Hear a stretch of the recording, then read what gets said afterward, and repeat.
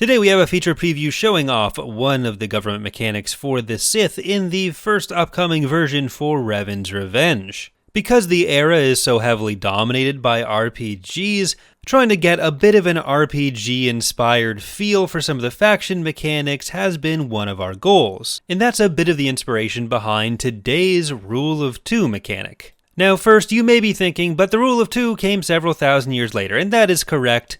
But the Rule of Two, as Darth Bane instituted it, was inspired by Darth Revan based on the lore, so in this case you can think of it more as the two ruling Sith in your faction. Besides, any other name would probably just feel like a store brand name replacing Rule of Two. But the way this mechanic works is kind of a take on the command staff mechanics if you have played Thrawn's Revenge and Fall of the Republic as the Galactic Republic and New Republic. As the Sith faction, you will typically have one master, one apprentice, and then two active dark acolytes running around the galaxy.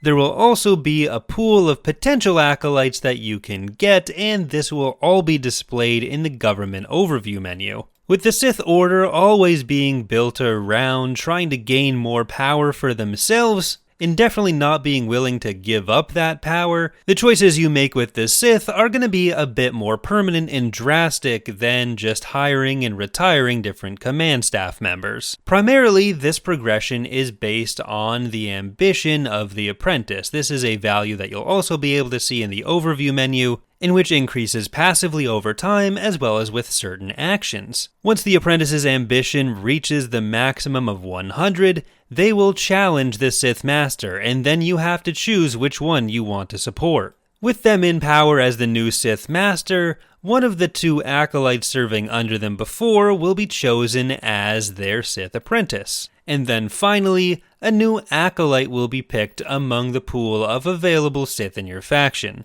Right now, the example of Yuthura Ban and Darth Traya are there, but this is just based on assets we have in the mod right now. Over time, this will be expanded, and Traya won't be in this particular position. Everything you are seeing here is work in progress and for demonstration purposes. Aside from just getting a new title, each version of the character, so Acolyte, Apprentice, and Master, will have different sets of stats and abilities. Should you find yourself unhappy with the Acolyte, Sith Master, or Sith Apprentice in your service and want to speed things up a bit more than what the Sith Apprentice's ambition is going to do for you, you're always free to engage in, let's say, more traditional Sith methods of replacing your rivals. If the Sith Master dies in combat, the Apprentice will take their place, and then you'd have the usual choice between your Acolytes for the new Apprentice and so on. Some elements of this can sometimes change in different circumstances. For example, in the right circumstances, you might be able to recreate certain situations that you may recognize from Knights of the Old Republic itself. As with all of our government mechanics and other content in the mods, this is something that we'll be able to use as a baseline to expand and flesh out over following releases as well, both in refining the functions and also adding new characters. With systems like this in place, we're able to cover a lot of characters who otherwise might not have a role in the roster. There's still no release date for the mod just yet, but we are heading towards the point where we'll be able to start testing. Let me know what you think of the mechanic in the comments below, and also let me know which Sith character you'd most like to see pop up in the mod.